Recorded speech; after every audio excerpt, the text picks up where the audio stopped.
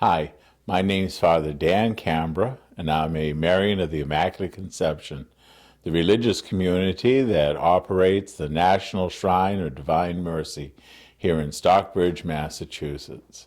And today I'd like to talk to you about Dominic Savio.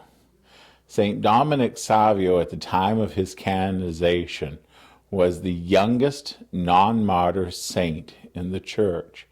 As a matter of fact, when he was proposed for canonization at the age of 14, most people said that it was ridiculous to even consider him for canonization because of his youthfulness. But his biographer, St. John Bosco, insisted that he did display all of the attributes of heroic virtue, and that he was a good candidate for canonization.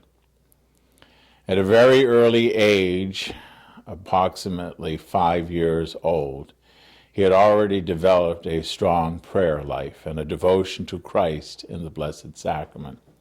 At that time period, the usual time for First Communion was 12. Pius X had not lowered the age to 7 yet, but at the age of 7, Dominic Savio asked his parish priest if he could please receive Holy Communion. And his priest, upon examining his knowledge of the Catechism and asking him to explain what the Eucharist was, were duly impressed, and they consented to giving him his first Holy Communion at the age of 7. In his personal journal, he wrote down that it was the happiest day of his life, and repeatedly he recalled his first Holy Communion in his diary, as indeed it remained the happiest day of his life. It's hard for us to imagine that he was so fixated on his love for Christ and the Eucharist. When he first met John Bosco, he said to John Bosco that the reason he wanted to enter his school was so that he might be a saint. On one occasion, when the other boys went swimming, he didn't go swimming, and when asked about it, said that he recalled that the last time he had gone swimming, it was an occasion that resulted in some vulgarities by some of the people who were his playmates. Among his playmates was a young man who would later grow up to be a priest, and who would also write a little bit about Dominic Savio and his memory of Dominic Savio.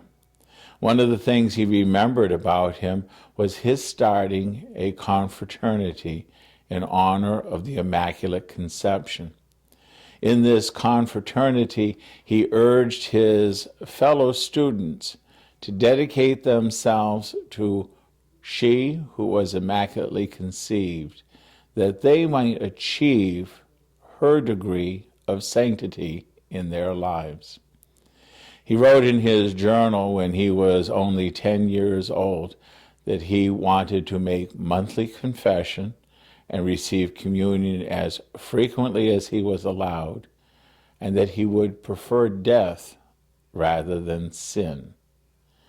Among his contemporaries, his fellow students, and the priests who taught him in the school, no one recalled him ever committing a sin. What an extraordinary blessing in his life, to be living here on earth the life of the saints in heaven. His devotion to the Eucharist was unmatched, and his devotion to the Virgin Mary, who was immaculately conceived, was something that was frequently part of his conversations. The one thought that always fixes in my mind that he wanted to be a saint. And he claimed that if you want to be a saint, God will give you the grace to achieve it, because it is God who placed the desire in your heart. I remember when I first joined the Marians of the Immaculate Conception, the vocation director asked me why it was that I wanted to join the Marians. And I very straightforwardly said, because I want to be a saint. Well, I don't think my confreres will be reporting me as having been quite as sinless as Dominic Savio. But the desire placed in my heart by God remains firm, and I keep my eyes fixed on that goal, just like Dominic Savio did. And while I don't have his youthfulness, nor do I have his sanctity, I have his example before me, and I place myself under the mantle of she who was immaculately conceived, that one day I might receive the same blessing that Dominic Savio achieved at so early an age. May you also, and may God bless you.